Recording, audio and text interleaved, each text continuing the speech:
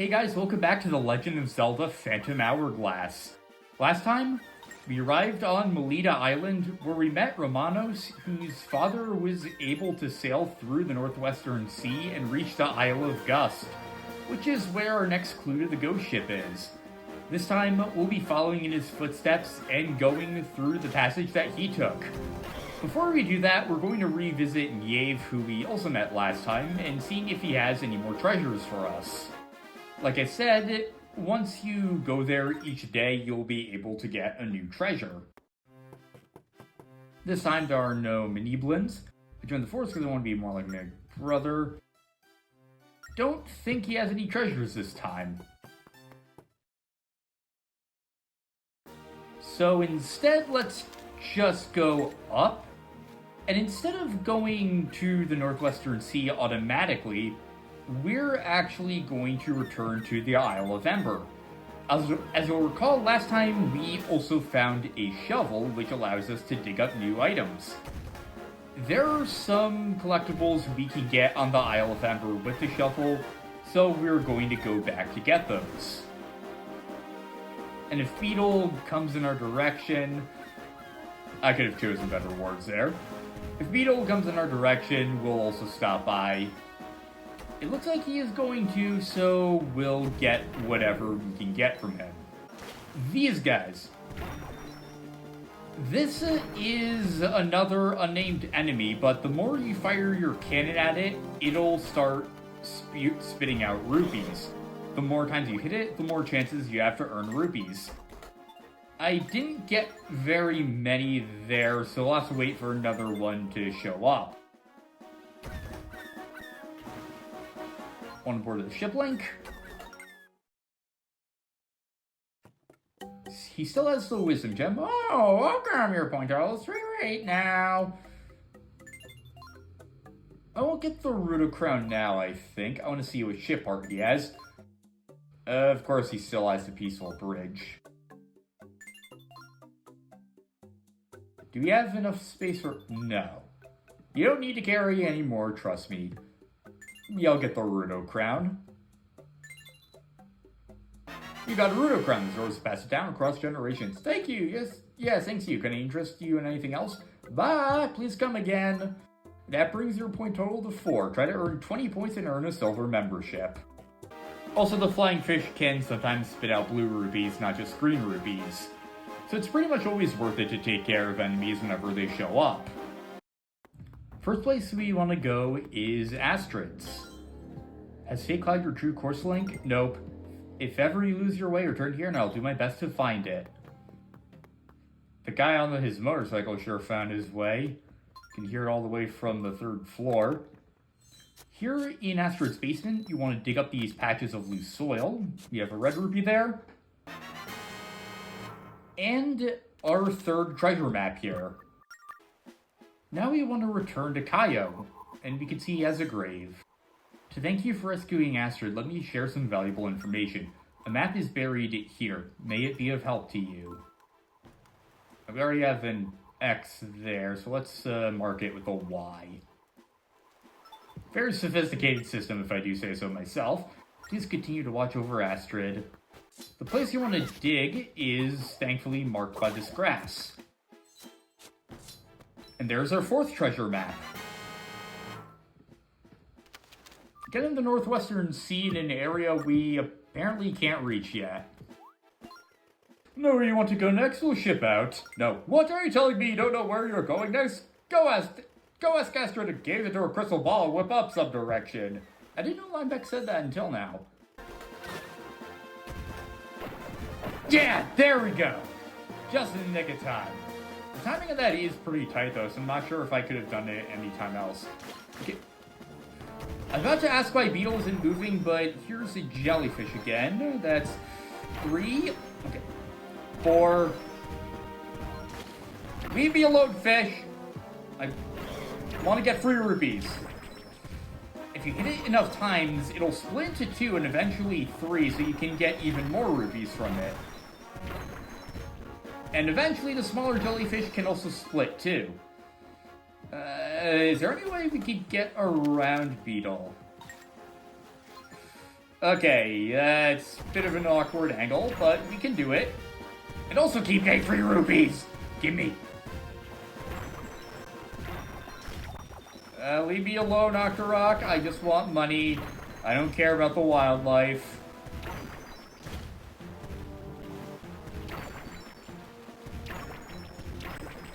I think the Octorok went away. I still see the skull icon, so I really can't be sure.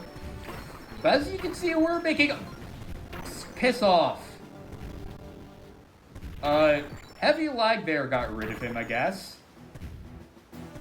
Are you sure you want to be coming with us into this dangerous fog? Well, I mean, you're really masochistic about giving us money, so I guess why not?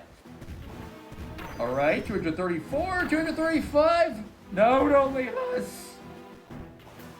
Anyway, now that we're in the Northwestern Sea, let's follow the trail that Romanos' dad gave us. I didn't draw very well there.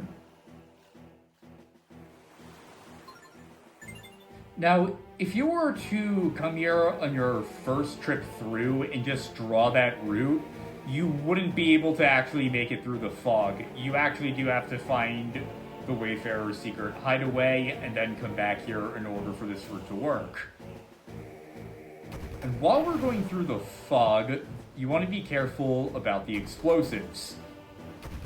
They can suddenly arrive out of nowhere and deal some damage. We're only at 3 hearts, so we want to be especially careful of that.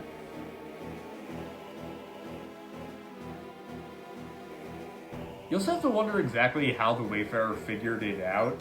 I guess probably the best way to do it would have been through trial and error. Okay, so that thing came out of nowhere. I blew it up. We took damage, but apparently didn't take damage. I can only guess that we did take damage, but also got a heart from that enemy right at the same time. And while we're going through the fog, nothing much is happening. So I just want to talk, I guess, about navigation of all things. I've always found it fascinating how the different ways people have figured out how to navigate the ocean, considering how dangerous and difficult it is. I've always been fascinated by how things like latitude and longitude were determined by people in ancient times. And also methods like how the Polynesians would study patterns of the oceans to determine where landmasses would be. I've always found it so fascinating how people have come up with so many different ways of exploring the ocean, figuring out how it works, despite the fact that humans shouldn't be able to survive in it, and yet we still find ways to do just that and adapt to all these different environments that really don't fit our biology. It's really just a testament to, well, human ingenuity, if you ask me. Enemy where are you? Oh, there you are. Okay, this is kind of bad. I want to save real quick.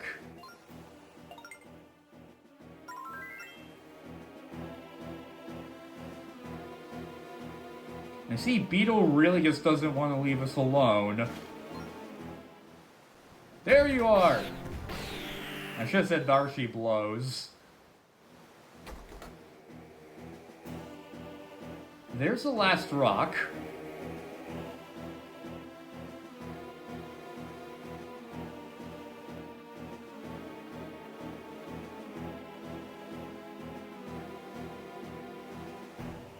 And just about here.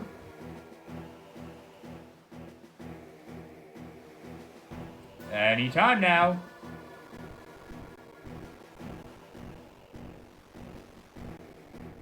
We are finally out of the fog.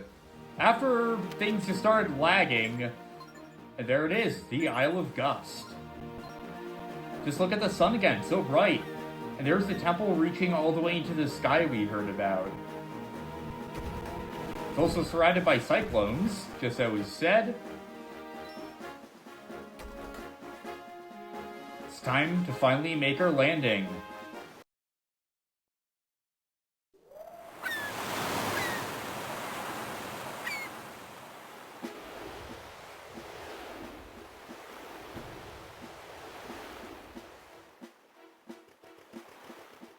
Whew, we finally made to the island. But this is sure one gusty isle. Yep, surely this has got to be the Isle of Gust. So, you little green parrot, how about you go fly off in search of our next spirit? Here on the Isle of Gust, we have a sign and an island to over here. Isle of Gust, beware of great winds. Yeah, you can kind of infer it for the name, and I wonder how they got the mailbox here. Get rid of the Miniblins, and as you can see, there's gonna be heavy winds coming every now and then, so you want to prepare for it. Running in the direction of the winds can mitigate it somewhat, but if you're by a ledge, it can easily blow you off. There's also nothing to do there. And if you run with the wind, you can actually jump greater distances than usual, which I completely failed to do there. Over here, we can jump onto these smaller islands. Again, timing is everything. There's a heart there that we're going to sorely need. Another rupee. Again, time your jump so you can get over that. Take care of the Miniblins while also taking care not to get blown into the ocean again. Die. Whenever you defeat a horde of enemies, you'll typically... That started right as I jumped. You'll typically get something good, like red rupees. So whenever you see a group of enemies together, just make sure to always take care of them. Unless you're low on health. Got a heart. Rupee. Ah, shit. Here you're supposed to jump across that gap. Strong wind warning, don't get blown off. But before we do that, let's take care of the Miniblins. And we have some bomb flowers there that we can pick up to get into this cave. What even happened there? Okay. Of course, the bombs are also susceptible to the winds. A hidden chamber here. Looks similar to the stuff we found in Melita. We have a second courage gem. Wayfarer's Journal. You never know where the wayfaring winds will take you next. After months upon this windy isle, I discovered smaller islands nearby. But my big discovery, the one that sets my heart aflutter, the mermaid. That is where my wayfaring destiny takes me next.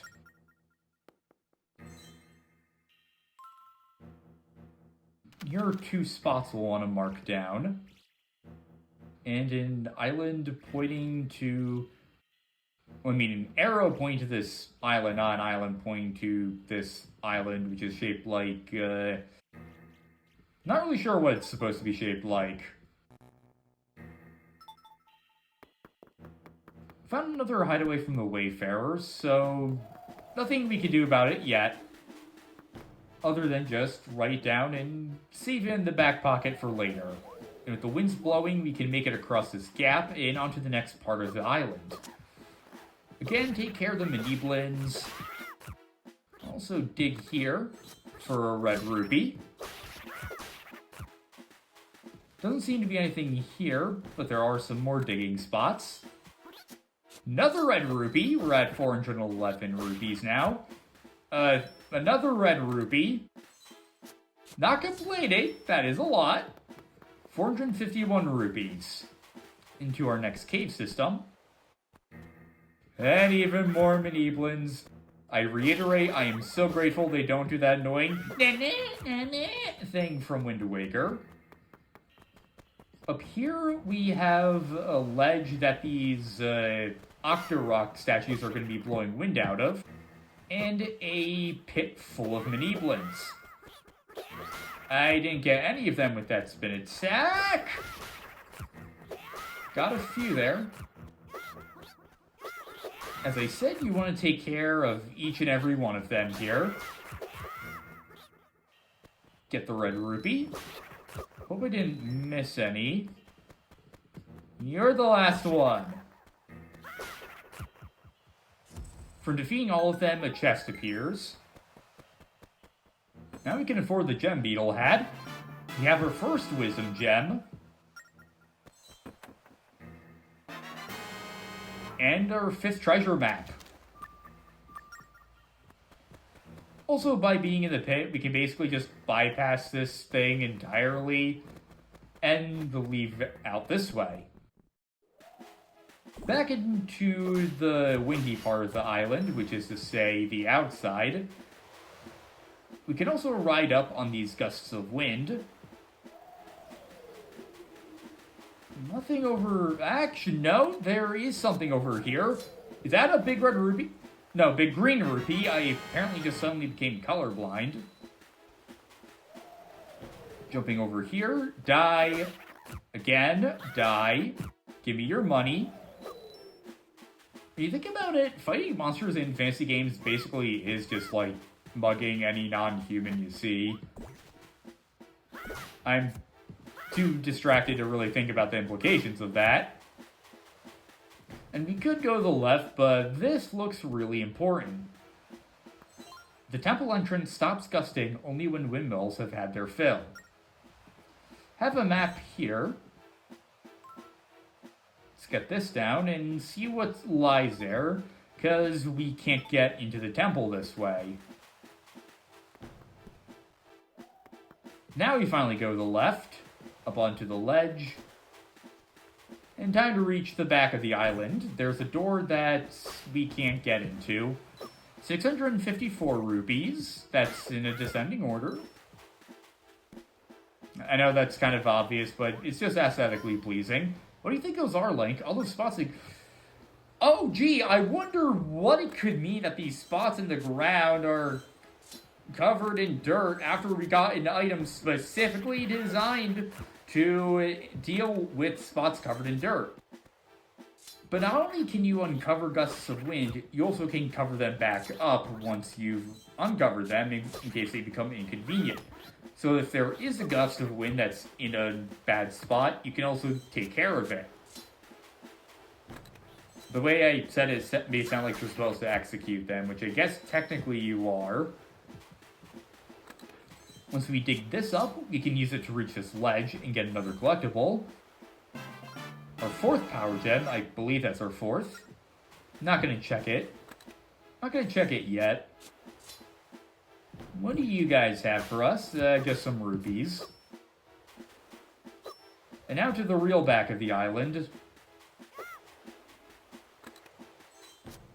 We want to dig up the left spot in order to get up here. Although, actually, I want to see what's up this way first. Doesn't seem like there's anything here. Yeah, nothing else. Riding up, we go down here.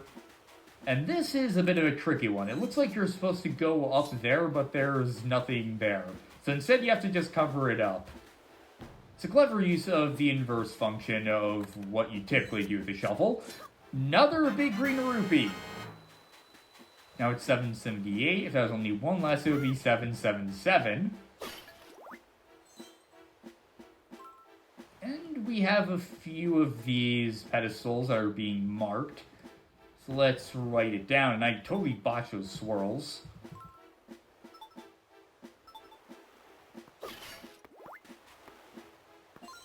The hero must blow on the 3 sacred windmills to open the path forward. If only we had a function that lets us blow things.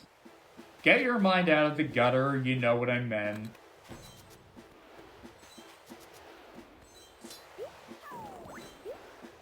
Break the boulders. And these things. Oh boy, these things. Boing boing. Creatures that are sensitive to sound dwell in the sands ahead. So walk without sound and bring as little attention to yourself as possible. If all else fails, flee to a high spot before the creatures find you. While we're walking on the sand, there are going to be things chasing us. They're attracted to sound, so you have to walk really, really slowly! Oh shit! It almost got us. Boing boing, the sand creatures devour whatever they find, so feed them bombs, then you'll have a chance at survival. If you throw a bomb onto the sand... I said, if we throw a bomb onto the sand, detonated before they could react to it. Why aren't you idiots eating the bomb? As is your natural instinct. There we go. Once they eat it, they die. These things, like most enemies, don't have an official English name. Their name in Japanese indicates that they're supposed to be called moldworms, which is a reference to the Minish Cap. Some people call them moldworms after the Link's Awakening boss, or they're alternatively called sandworms by fans to distinguish them. Oh shit, there it is! Okay. Okay, I think they prioritize the bombs over us. Or you can just get away as fast as you can! Because if they get you, you'll have to rub the screen. And what's really annoying about these guys is they can sometimes eat your shield, in which case you have to buy a new one. Now that they're at the windmills, you want to blow on them. Just by blowing into the mic. And you want to blow the 3 that were listed on the tablet. How do you hear me? Now in the bottom right corner of the screen, as we walk slowly, there's our 6th treasure map. And slowly, carefully make our way over here, because I think there's a bomb. Ooh, there we go. Yeah, that's what I'm talking about. Idiot. I'm not sure how I thought that windmill was one of the moldworms for a second. There's probably going to be another one around here. Fuck! Okay, thankfully it didn't eat our thing. Got the bomb. Now die! Up here, we blow on the second one. I said we blow on the second one. We have to be, like, right next to it for it to register. Okay, you know what? Let's just make a run for it. Ooh, that was close. In the meantime, didn't take the bait. Instead, in the meantime, throw it out there. Come on, what treasure you got? Give us something good. Okay, Get's healing's pretty good.